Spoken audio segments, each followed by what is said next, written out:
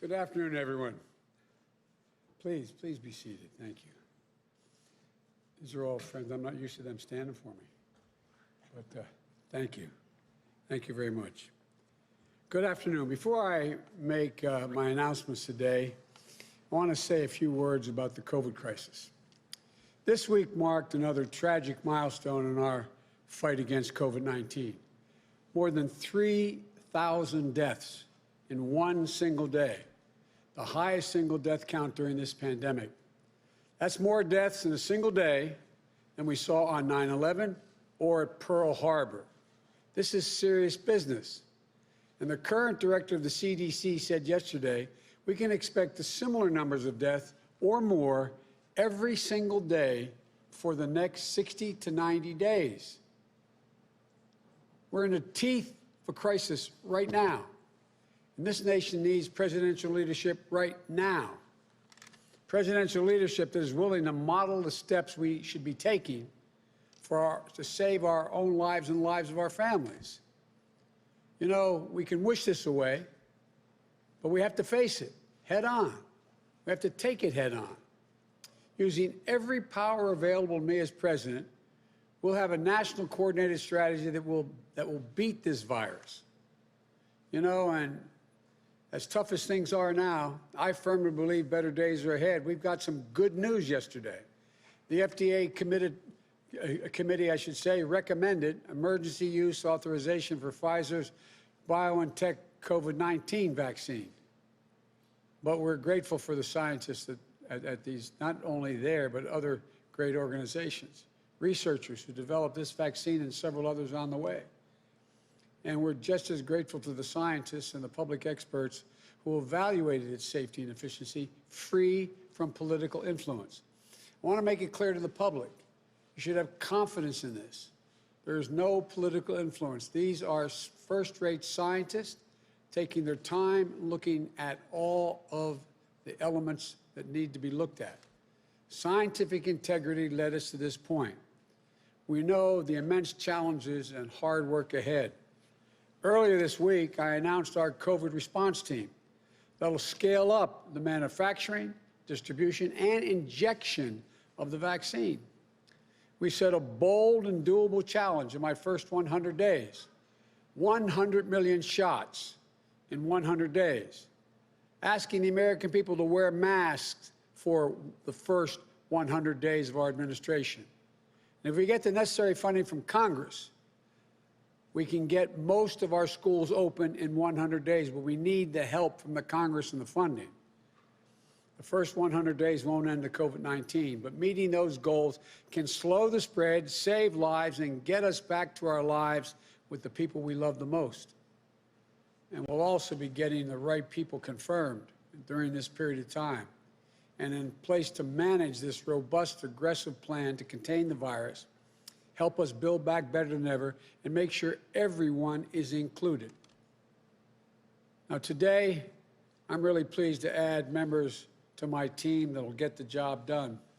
In addition to the pandemic's grim milestone, the economic crisis has left millions of Americans out of work, without a paycheck, without health insurance, unable to put enough food on the table, literally unable to put food on the table, and unsure whether they can pay their rent for when the new year begins or make their mortgage payments. It's affecting everyone from farmers to students, seniors to veterans, in red states, blue states, small towns, and big cities. And that's why the Congress needs to act, and act now, on the COVID package. I spoke to my two friends who are still in the Congress, the Vice President and the soon-to-be Secretary of HUD. We have to get this done. They're pushing hard, but it doesn't look so good right now. But it has to get done before they go home. Millions and millions of Americans simply can't wait any longer. We shouldn't. We can't get bogged down in issues that don't help people. State and local governments need the help. Not only that, as I've said for months, we need to protect essential personnel like law enforcement, firefighters, to make sure everything is in place and effectively distribute the vaccine so that we can do that. This relief package won't be the total answer, even if it gets passed, but it's an important first step. There's so much we have to do. These crises have ripped the blinders right off the systemic racism that exists in America. The American people now can see clearly. Black, Latino, Native Americans, nearly 3 times more likely to die from COVID and more likely to get COVID to begin with. Black and Latino unemployment rates too large, too high. Communities of color are left to ask whether they'll ever be able to break the cycle, where in good times they lag, in bad times they're hit first and the hardest, and in recovery they take the longest to bounce back.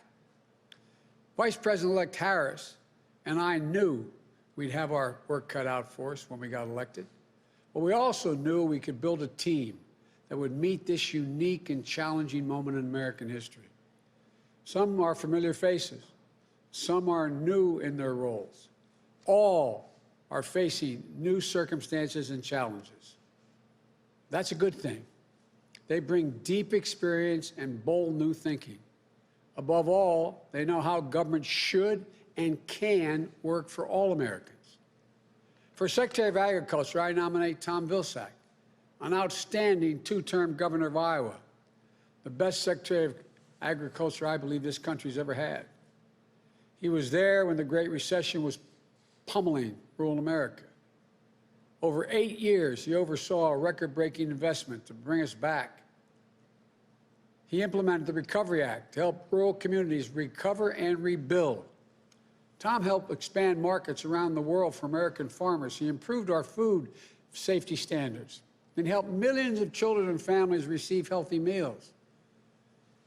He wasn't anxious to come back. He wasn't looking for this job, but I was persistent. And I asked him to serve again in this role because he knows the USDA inside and out. He knows the government inside and out. We need that experience now.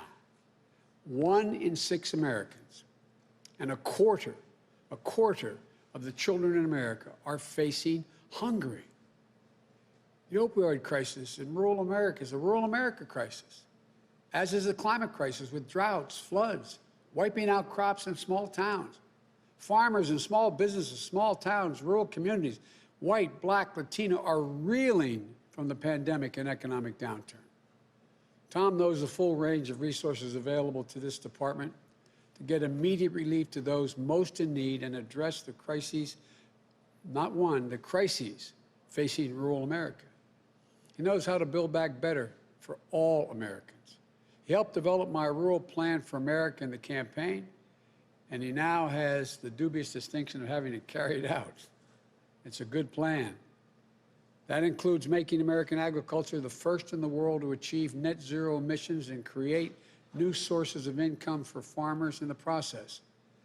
By paying farmers to put their land in conservation, plant cover crops that use the soil to capture carbon, and it will ensure that USDA promotes true racial equality and inclusion. He recognizes the history of discrimination and will root it out wherever it exists. I've known Tom for a long time, and I'm confident he'll get it done. For Secretary of Housing and Urban Development, I am really pleased to nominate Congresswoman Marcia Fudge, who I might add could do many jobs beyond the one I'm asking her to do. But I think the job I'm asking you to do, Congresswoman, is critically important to everything that the Vice President and I believe is how we're going to build back better. As a former mayor, she understands how to manage challenges and forge solutions at a local level. For 12 years in Congress, she's represented the great city of Cleveland. You know, though I think of her most significant political feat was being elected president of Deltas. I know from this state how powerful the Deltas are. You think I'm kidding? I'm not.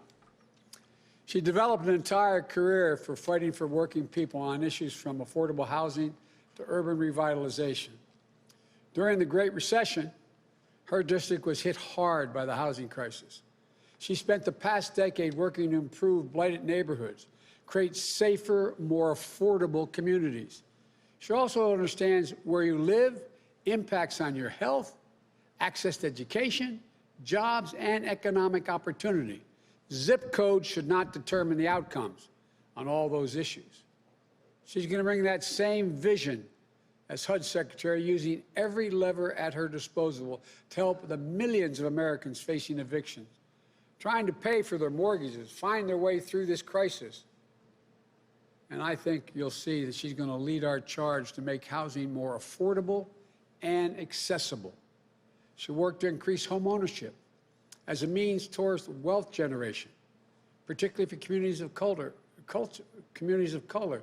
It's not just dealing with the other issues. We have to be able to build wealth in communities of color. And she's also going to help us build back better by working across the ideological spectrum to fulfill the promise of HUD's mission. And here's what its mission is. It's often forgotten: to create strong, sustainable, inclusive communities and quality, affordable homes for all. End of quote. Marsha will be the first woman to lead HUD in more than 40 years and just the second black woman ever. I'm honored to have her serve and thank her for being willing to do it in the Biden-Harris administration at this critical moment in our nation's history. And for Secretary of Veterans Affairs, I nominate Dennis McDonough, former White House Chief of Staff, Deputy National Security Advisor, deep experience on Capitol Hill. I've known Dennis for a long time. He shares my belief that we have many obligations as a nation, but we have only one truly sacred obligation: to prepare and equip our troops that we send into harm's way, and then to care for them and their families when they return. He regularly traveled, as I did, to Iraq and Afghanistan to meet directly with our service members, to see what they were going through, understand the strain and the impact on them and their families. He'd visit them, as I did often, at Walter Reed to see firsthand the visible and invisible wounds they brought home. He knows the cost of war on veterans and their families, from the toll on their physical and mental health to the access to good-paying jobs. And he's a fierce advocate and a relentless workhorse. And I believe, and I think everyone who's ever worked with him knows, he's a world-class manager with an innate understanding for how government can and must work for our veterans. He worked closely with our then VA Secretary, Bob McDonnell, and with the Congress to increase VA funding to ensure veterans to get the benefits they earned and they deserve. And by the way, he knows we have a very, very steep hill to climb in getting more funding, more docs, more psychiatric nurses, more folks out of the private sector into the VA. That includes implementing Veterans Choice, a bill led by my friend Bernie Sanders and my late friend, American hero John McCain, and signed into law by President Obama in 2014 to help veterans access quality health care that they need when they need it. And in this role, I've given Dennis a clear mission: fight like hell for our veterans and their families. And anyone who has worked with Dennis will tell you he'll move heaven and earth to fix any problem, to get a job done. He'll also work closely with our Secretary of Defense designee, Lloyd Austin, and the entire cabinet, and Jill as First Lady, to pull every lever to help us build back the VA better than ever. And Dennis, it's a family endeavor. His wife, Kari, leads a nonprofit that helps connect veterans and military families with local communities so they can help each other out and build a stronger country together. We're both our spouses feel incredibly strongly about this and have for some time. All the veterans and military families, nominating a VA secretary is one of the most important decisions I believe a president can make. And Dennis will always be there for you, I promise you, always fighting for you, as will the Vice President and I. For the United States Trade Representative, we've nominated Katherine Tai, a trusted trade expert, a dedicated public servant who knows government, and who spent her career leveling the playing field for American workers and their families. That's not hyperbole, that's a fact. She currently serves as the chief lawyer on trade for the powerful House Ways and Means Committee. Sharing praise from both lawmakers and both political parties. and from both labor and business as well. Now, that's a feat across the board, but all kidding aside, you have. I've gotten more calls complimenting me on your appointment than you can imagine. During the Obama-Biden administration, she was the chief trade enforcer against unfair trade practices by China, which will be a key priority in the Biden-Harris administration. She understands that we need a more strategic, to be considerably more strategic than we've been in how we trade, and that makes us all stronger. How we're made stronger by trade. One that leaves nobody behind. She's going to work closely with my economic and national security and foreign policy teams. Trade will be a critical pillar in our ability to build back better and carry out our foreign policy for the middle class. When I announced my candidacy, I talked about a foreign policy for the middle class, and I meant that in a literal sense. She also brings a sophisticated understanding of the threats of climate change to trade, as well as addresses the climate crisis with urgency. She also embodies a powerful immigration story of America. Her parents were both born in China.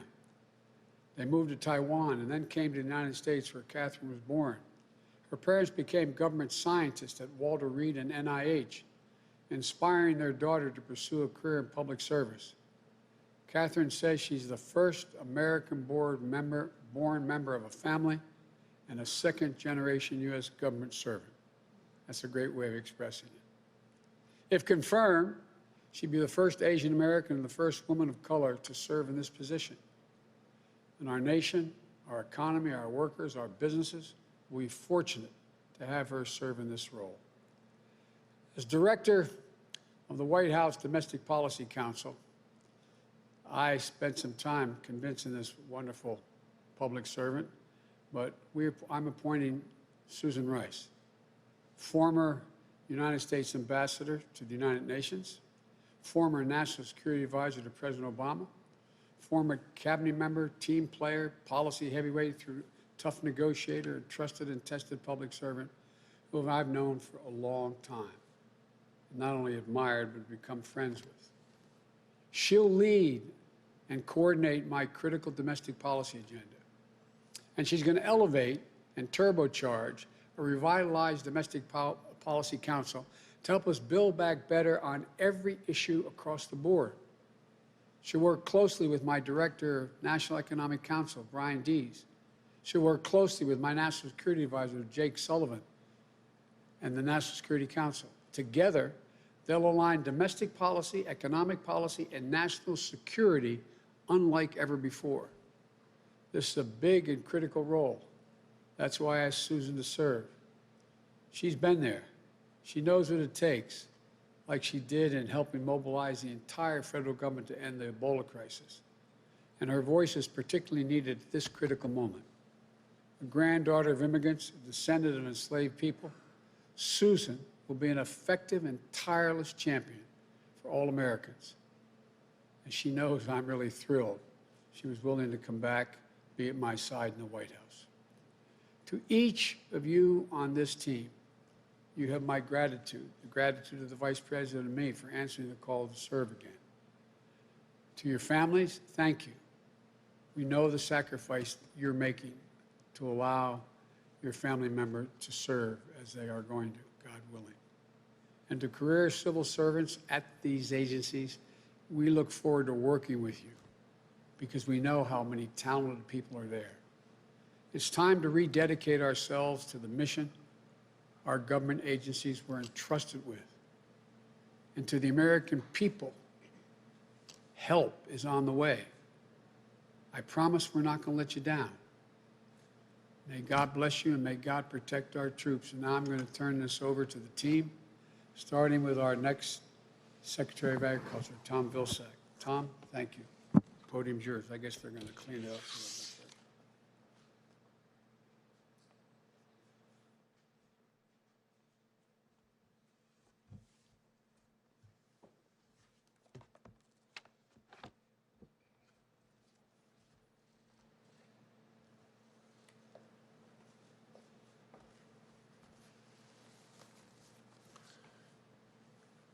Mr. President-elect, Madam Vice President-elect, I'm honored by the trust that you've placed in me to return to the vital work of the USDA at a very critical moment for so many families and communities throughout America. And to begin that work by embracing the full benefits of a diverse and inclusive senior leadership team in the department, as I was proud to do in my previous tenure. And to continue the important work of rooting out inequities and systemic racism in the systems we govern and the programs we lead. When Abraham Lincoln established the Department of Agriculture, he called it the People's Department. I look forward to making good on that moniker for all people as we build back better. I happen to be celebrating a birthday on Sunday, one of those round numbers that causes you to reflect on your life. Thinking back on the path of my life, where it began in an orphanage in Pittsburgh, Pennsylvania, to Iowa, where my incredible wife Christy and I raised our family and the home we've made there, to standing here today, being given a chance to serve our country once again. I feel enormously lucky and grateful to live in a country where paths like mine are possible. A country, as the President-elect often says, is defined by possibilities. But unfortunately and tragically, not all have experienced those possibilities. So I consider it my duty and my responsibility to help expand those possibilities for all Americans at the USDA. Now, I know firsthand the character of the dedicated public servants who work hard each and every day to fulfill the mission of that department. And I'm especially grateful for the chance to get back to work alongside them. One of our first charges will need to be to contribute all we can as a department to aid in the pandemic response, reviving rural communities and economies, addressing dire food shortages, and getting workers and producers the relief they need to hang on and to come back stronger.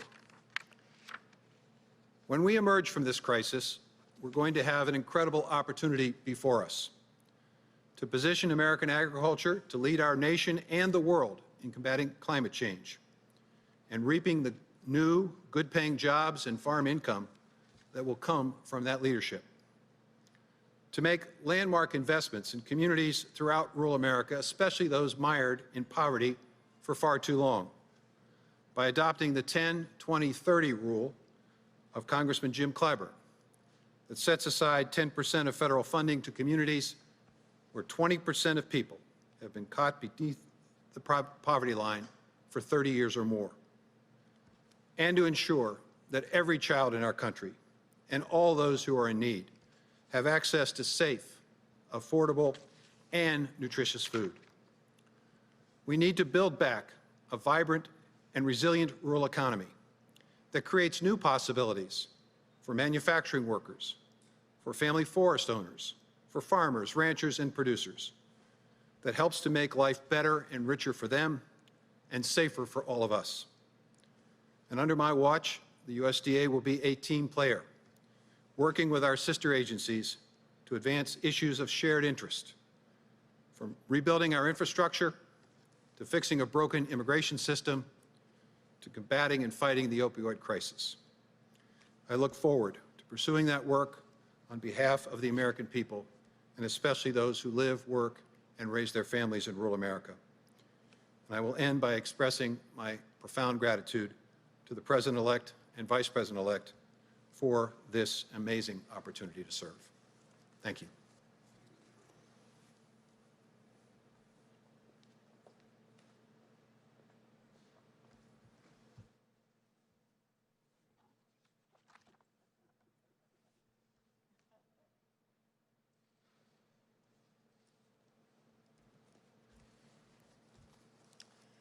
Mr. President-elect, my good friend, Madam Vice President-elect, to my family, my friends, my sorority sisters, my constituents all, I thank you for the opportunity to join this remarkable team and work on behalf of people in every city and community, to serve all those who are struggling and looking for the fair shot we all deserve. When I think about the enormity of the task ahead of us, I am reminded of the book of Matthew, where it is written, "Foxes have holes, birds have nests, but the Son of Man has no place to lay his head." There is dignity and there is grace within every woman, every man, and every child in this nation, including those who live on the outskirts of hope, those who work hard but still struggle to make it work, and those who have no place to lay their head. It is one of the highest responsibilities of our government to see them, to see their dignity, and to lift them up. I remember the feeling I had as a kid of the safety, security, and peace of mind contained in one word, home. I remember the comfort of knowing that no matter what happened, I could always go home. But far too many Americans live without that feeling. More and more have had that comfort ripped away. The crisis of a pandemic that has threatened their lives, the crisis of a recession that has swallowed up jobs, hours, wages, and lifelines, the crisis of injustice that has forced communities of color to make it in America with one dream tied behind their back. Each crisis chips away at their hope, at the promise of our nation. But I believe that hope is on the way, because I know that President-elect and Vice President-elect are building a team that is grounded in dignity. And our task at the Department of Housing and Urban Development will be to stand up for the dignity of all Americans and deliver the promise of our nation to all those left out in the cold. We will take on the deep-set roots of poverty and homelessness. We will fight for housing in every community that is affordable, decent, and safe. We will help more Americans secure the dream of home ownership, to close the gaps of inequity, build wealth, and pass it on to their children. We will pursue creative development projects to shape our landscapes and skylines, restart the engines of cities that have stalled out, and launch new opportunities in hometowns across America. But perhaps most importantly of all, we will help people believe once again that their government cares about them, no matter who they are, that we understand their problems, as the President-elect often recalls his father's words. I am honored to have this chance to help restore the people's faith, to deliver for them and make them proud, and to build back better alongside this dedicated team. I thank you for the opportunity to serve.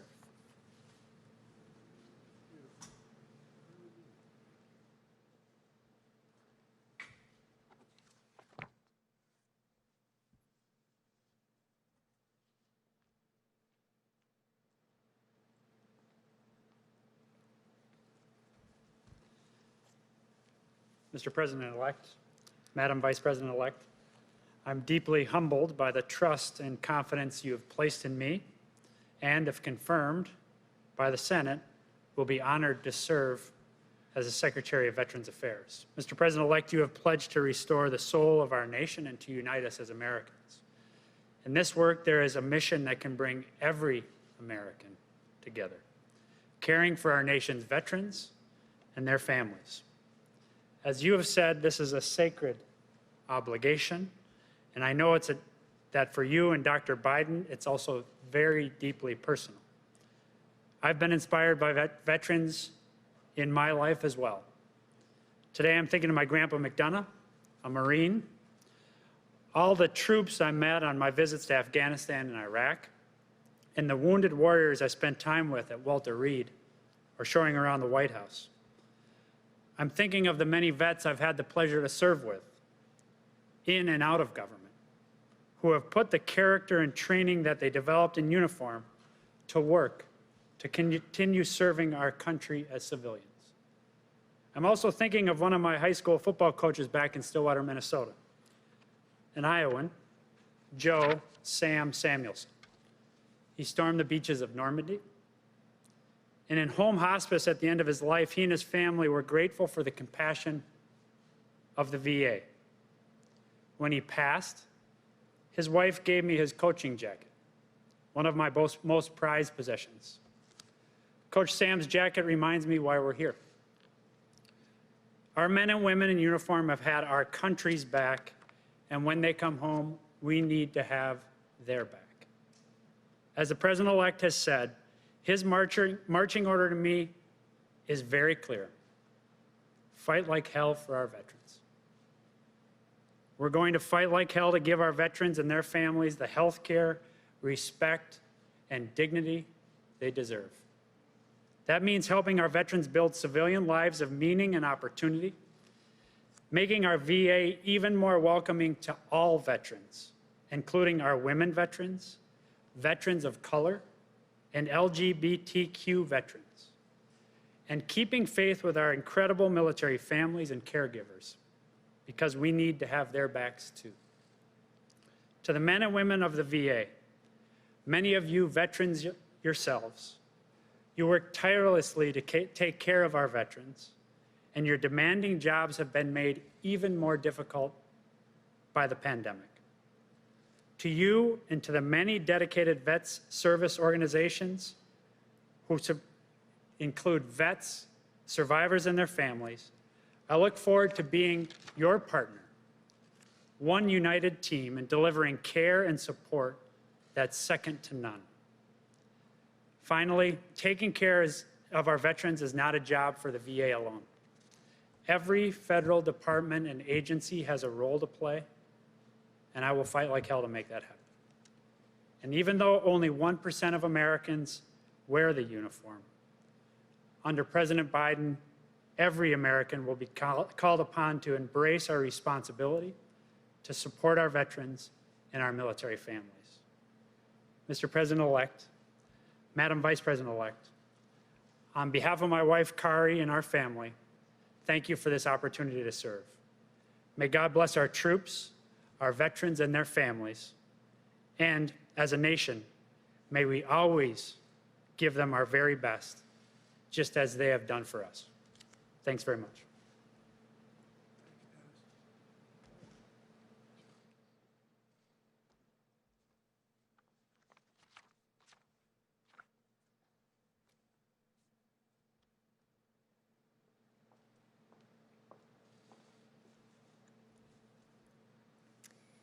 Mr. President-elect, Madam Vice President-elect, I'm grateful for this opportunity to serve and look forward to working with you, with our partners across the administration, and with the bright and dedicated public servants at USTR to deliver for the American people. When the President-elect approached me about taking on this role, two memories from my past spring to mind. The first was from when I initially joined USTR in 2007. I was filling out paperwork and providing information about my family history. My parents were born in mainland China and grew up in Taiwan. In the 1960s, President Kennedy's immigration reforms welcomed them to America as graduate students in the sciences. My dad would become a researcher at Walter Reed, helping the Army advance treatments for afflictions that debilitated American GIs fighting in the Vietnam War. My mom still works at the National Institutes of Health, developing treatments for opioid addiction. They were naturalized in 1979, 5 years after I was born in Connecticut. And it wasn't until decades later, filling out that paperwork, that it occurred to me that I became an American before my parents, the very first American in our family. The second memory that came to mind was from several years later, when a colleague and I from USTR went to Geneva to present a case suing China before the World Trade Organization. We sat down at the table, she, whose parents had emigrated from South India, and I, whose parents had come from Taiwan. And my heart swelled with pride as we raised our placard and stated that we were there to present the case on behalf of the United States of America. Two daughters of immigrants there to serve, to fight for, and to reflect the nation that had opened doors of hope and opportunity to our families. Those memories fill me with gratitude for being an American and for what America is at our best. And they remind me of the extraordinary responsibilities that come with the honor as we navigate our relationships with the world. Trade is like any other tool in our domestic or foreign policy. It is not an end in itself. It is a means to create more hope and opportunity for people. And it only succeeds when the humanity and dignity of every American and of all people lie at the heart of our approach. I am proud to join with leaders who instill their policy with purpose and who never lose sight of the humanity and dignity, the opportunity and hope that make trade a force for good in our nation and the world. I am very proud to be an advocate for American workers, to stand up for their ingenuity and their innovation, and for America's interests across the globe. I look forward to harnessing the power of our trade relationships to help communities lift themselves out of the current crisis. And I am grateful for this chance to serve, fight for, and reflect America on behalf of all of our people once again. Thank you.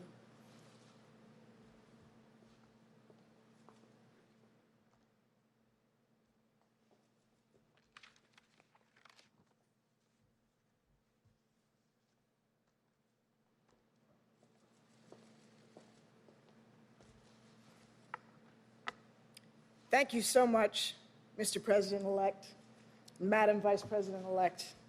I'm honored to join this tremendous team.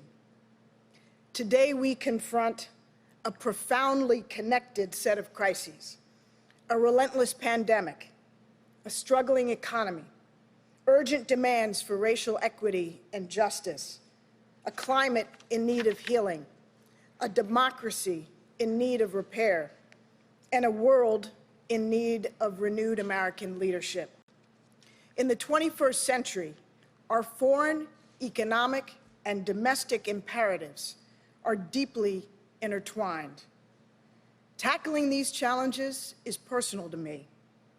I'm a descendant of immigrants and the enslaved, and service is in our blood. My paternal great-grandfather was born a slave in South Carolina and joined the Union Army. He went on to get a college degree, become an AME minister, and he founded the Bordentown School in New Jersey, which for 7 decades provided African Americans with vocational and college preparatory educations. 2 generations later, my father, Emmett Rice, served as a Tuskegee Airman and as a governor of the Federal Reserve. My maternal grandparents came to this country from Jamaica with no education. But working for decades as a janitor and a maid, they saved and they scraped to send all 5 of their children to college and on to professional success. My mother, Lois Rice, was known as the mother of the Pell Grant program, which has enabled 80 million Americans to reach college. And as she liked to say, not bad for a poor colored girl from Portland, Maine. But today, for far too many, the American dream has become an empty promise, a cruel mockery of lives held back by barriers, new and old. That is not good enough for any American. But we know that throughout our history, Americans have forged opportunity out of crisis. After the Civil War, we ended slavery and enshrined the concept of equal protection under the law. During the Great Depression, we established the Works Progress Administration and Civilian Conservation Corps. After World War II, we enacted the GI Bill. In the 1960s, we abolished legal segregation, established full voting rights, and enacted Medicare and Medicaid.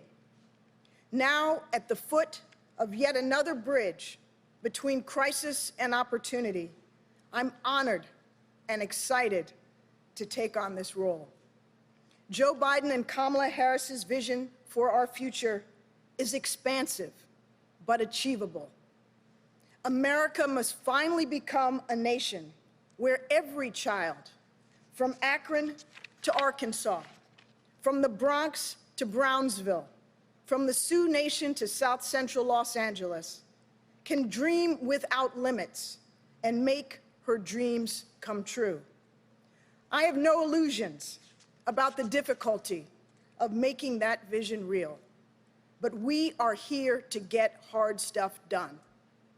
Our top priorities will be to help end the pandemic and revitalize the economy so that it delivers for all, to bring dignity and humanity to our broken immigration system, to advance racial equity, justice, and civil rights for all, to ensure that health care is accessible and affordable, and to educate and train Americans to compete and thrive in the 21st century. I profoundly believe that we all rise or fall together, absolutely all of us. So, Mr. President-elect, Madam Vice President-elect, I promise you, I will do everything I can to help this country I love to build back better, to make our government deliver for all Americans and for working families, and to bring the American dream far closer to reality for all. Thank you very much.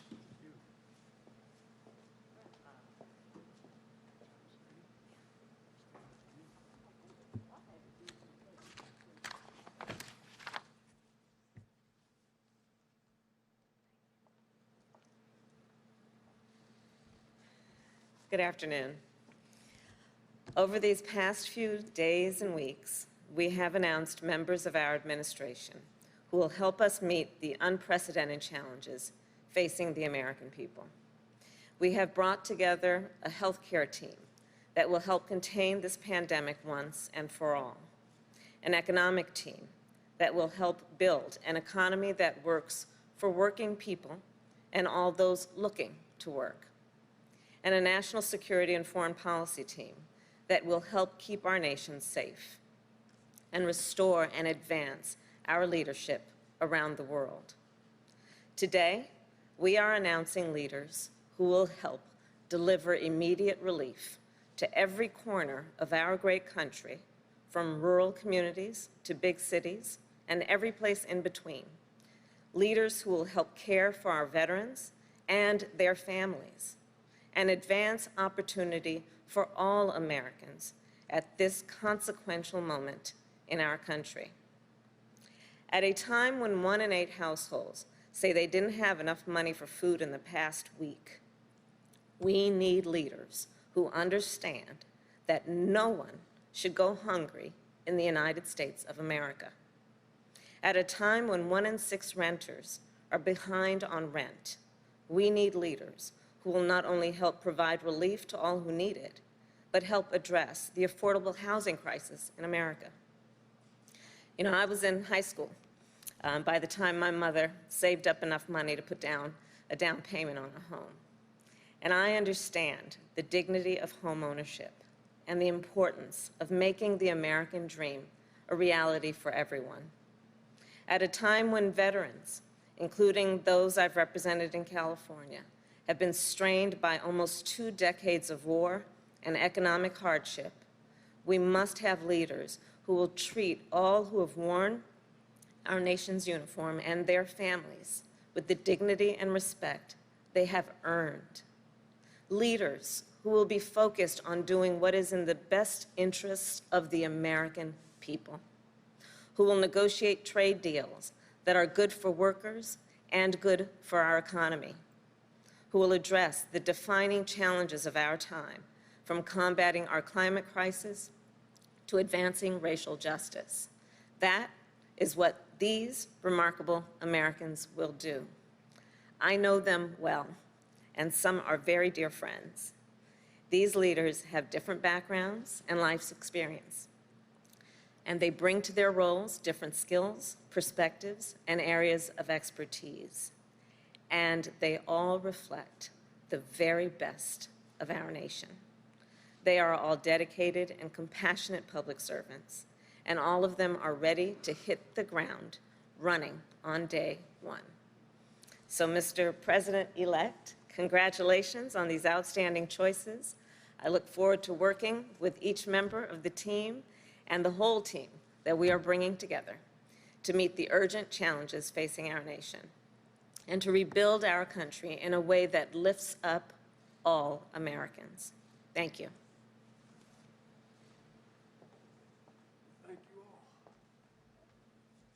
President-elect Biden, how soon do you plan on taking the coronavirus vaccine? Did Hunter Biden commit a crime? Have you spoken to your son, Mr. President-elect?